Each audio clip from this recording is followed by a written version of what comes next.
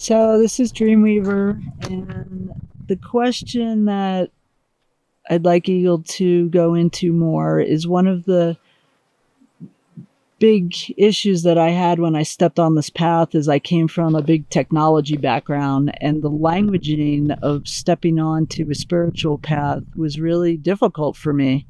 So can you speak a little bit about whatever background someone comes from, how to make that translation in the languaging?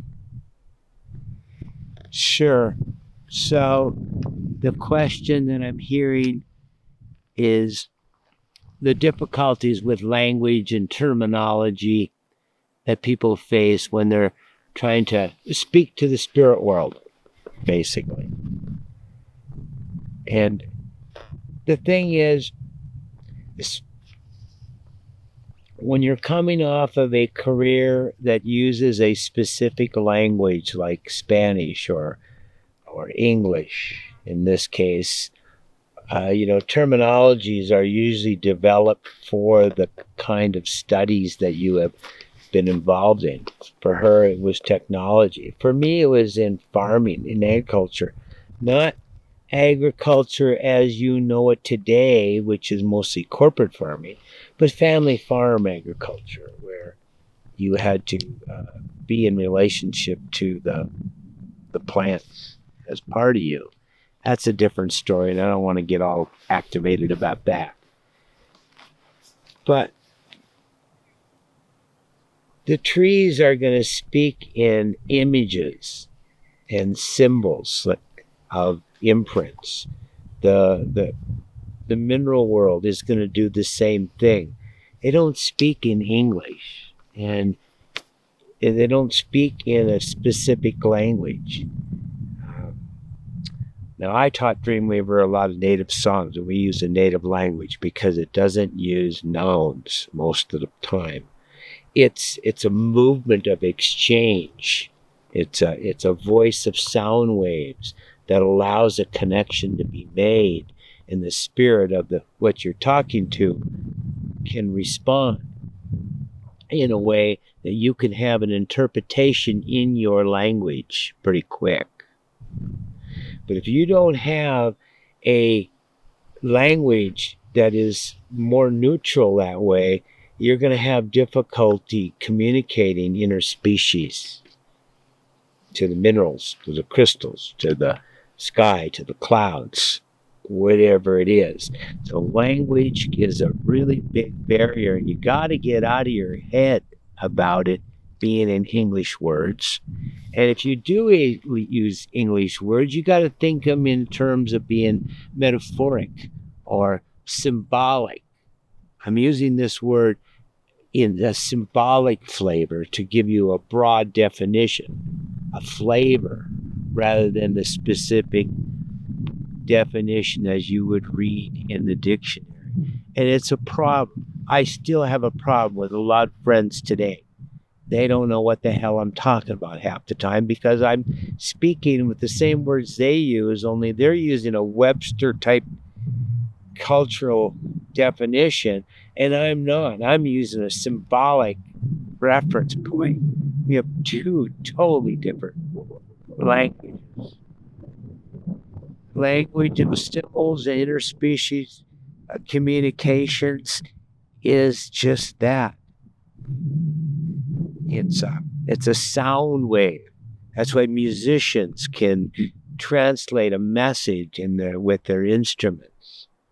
It's in the sound wave, not necessarily in the words or the verse or the lyrics. It's in the sound.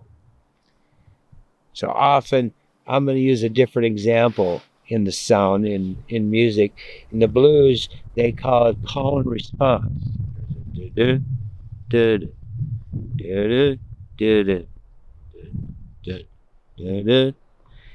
Call, response, return. Call, response, return. Sound waves work like that.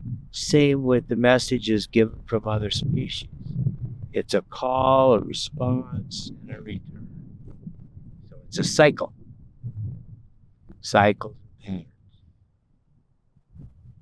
patterns. And probably going to run across a lot of different opinions on this because a lot of people are selling their story, how spiritual they are and how they communicate to these supreme beings or whatever it is, and that's all fine and good if that's the path that they're called to. But eventually, it's going to have to come back home to the earth because that's the only way home. That's the only way home back to the stars or wherever you came from. You got to come back through the earth because you came in through the earth.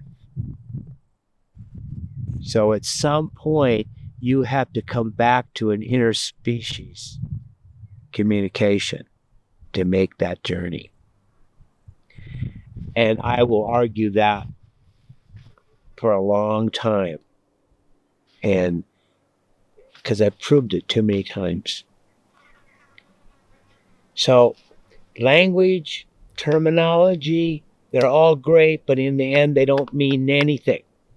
They're just part of your process as far as being connected to the first circle. And that was the hardest thing that Dreamweaver was talking about, that she had to get out of her technology dictionary she had created. Personally, I had to get out of my farming language library I had created in my body and my drinking library. I had a lot of language and terminology developed from being a drug user and an alcoholic. I had to really get out of that, and it takes a while. It takes focus and intention, and it takes principles. It takes guidelines to help you steer your way through it. Now, we've talked about principles in other videos here, and although they were probably practiced in our early days, we never really wrote them down what they were. They just kind of came out. But today we have written them out, so we have them as symbolic guidelines.